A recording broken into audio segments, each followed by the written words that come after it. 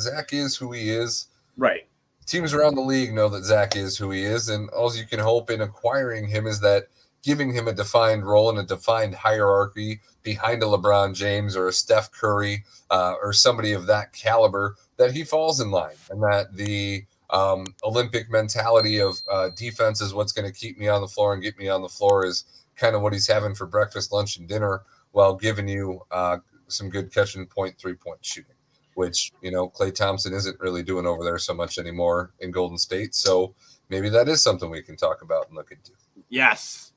So you know me and my hypothetical trades and everything like that. So CP3, Klay Thompson, right? One of the two are going to have to make that work in a contract, something like that. I don't know what happens there. But I had an interesting idea. And the reason I had this interesting idea is I do not think that the marriage between Steve Kerr and the Warriors is ready to end. Okay? They still have Steph Curry. Whether we like it or not, Draymond Green's going to come in and punch somebody else in the mouth before the end of his career or before he is moved, unless he's moved at this deadline, with him being out and about at parties when he's supposed to be working on himself. I mean, the guy can go to a fucking party. Do you think this is another clutch tactic? Is Draymond throwing 360 haymakers and acting out so he can get traded because he wants to go play with LeBron before his time is up? I mean, that I wouldn't be surprised.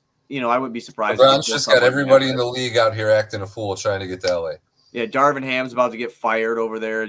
I'm waiting to see some crazy happen with the Lakers. But anyway, back to the Warriors. Steve Kerr's not ready for that marriage to end. Steph Curry is still one of the best players in the NBA. Well, we both say that right now. There's no doubt about it. He's one of the best players in the NBA.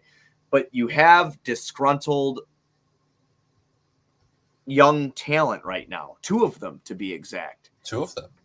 Oh, yeah. So Jonathan Kuminga comes out yesterday and says, I don't understand why I'm being taken out of the game. I do not understand why I'm being removed. I could pass. I could shoot. I could do that. Basically, he called out Steve Kerr for basically saying Steve Kerr's lost faith in him, or he's lost faith in Steve Kerr. I don't know if it was vice versa. But I think that's a two-way street right now. I think they've lost faith in each other. Right. So on top of that, another separate report comes out about Moses Moody not being happy. And again, he's a guard over there playing with Steph, playing with Klay, playing with CP3. There's only so much you got Wiggins. There's only so much playing time. You know what? This sounds beautiful. It does. It does. Chris Paul, Moses Moody, Jonathan Kuminga, and a protected first down the road. No. You don't even need that? No. Just Kuminga and Moody? No. Yes. Fuck it, Goose. Fuck it. I know. I mean, as a still deep down Zach LaVine homer, I have to hold on to hope of a giant return package. That's obviously a pretty big package, though. No, that's a pretty big package, but CP3 is exactly what he is. I mean, Kuminga's a former top 6 pick. Oh man, it was 3 years ago he was drafted. I need a stat guy. 3 years ago he was drafted. 2 and 7, I believe. Because it was Wiseman at 2 and Kuminga at 7, I believe. Yeah, G League Ignite. Moody's brand new in the league, second year. Right? I mean, this is his third, but still, yeah. Is it his third? Contracts. Anyway, either way, if you're getting restricted free agents that actually have talent for Zach LaVine and soon to be expiring salary in Chris Paul, if anybody listening to our show watched the Bulls-Knicks game, you heard Woj, you heard Stephen A., you heard Bob Myers, who's recently removed from the Golden State front office, on what the perception of Zach LaVine is. Woj says there's not a market at all. Nobody's calling. Nobody's interested. Stephen A. Smith thinks his contract is so bad that he thinks the Bulls should trade absolutely everybody else with value, like DeMar, Caruso, Drummond, and essentially eat Zach LaVine's contract through a rebuild. Whether he plays or not doesn't matter. But that contract to Stephen A. has so much negative value that the only option is to blow the rest of the team up and eat it. And Bob Myers pretty much snickered to the side and laughed all the same and said, yeah, unless Zach LaVine magically comes back, shows that he's willing to contribute to winning basketball and is going to be more unselfish, teams around the league aren't really going to offer much in terms of positive the value that the Bulls might be looking at a negative return in a deal for LaVine. With everything you just said right now, tell me you're inspired by the performance you saw. Inspired, no. Content with I get it's his first game back. It's his first game back. He came off the bench. You're playing a bum team. At a certain point, you're up 20 plus points. So, I get the care factor and the involvement isn't there. But to play 30 minutes and kind of still come short of what your averages are, or not, I guess, what you want in a first game that's kind of put on a tee for you.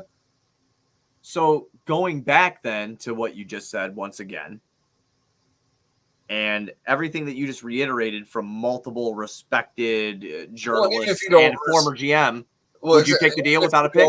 Even if you don't respect those names, like their opinions themselves, their connections and their sources in the league that give them the confidence to say those kind of things about any player have me concerned, at least, especially since that was a national broadcast that they're talking about this on. Anybody who watches basketball is watching that. And if they're saying that with such confidence, yes, you throw me a salary that expires sooner than LaVine's of a player that would probably be a good veteran, has a long, lengthy history with Kobe White, back to his teenage years kind of things. Sure, yes, I do it. I take Jonathan Kuminga, I take Moody. I'd probably even take CP3 and Kuminga and call it a day. Yeah, I do that. Yeah, I do that too, probably. You know, at this point, with the way the relationship is, the perception of the value, we've put ourselves in a corner where if you can get out of 3 years out of owing this dude $40 million and you can get a prospect like Kuminga, which you're going to have to pay probably, but luckily Steve Kerr's messed up his time in the NBA so much that you might not have to pay him as much as you would think. So, no, I mean, if that's the best alternative at the end of the day, is this trade deadline ticks down. Obviously, we got 10 days before the Lakers have full availability of their roster to trade, but we've said it from the beginning. We don't want to see Zach end up in LA. That's like the worst case scenario.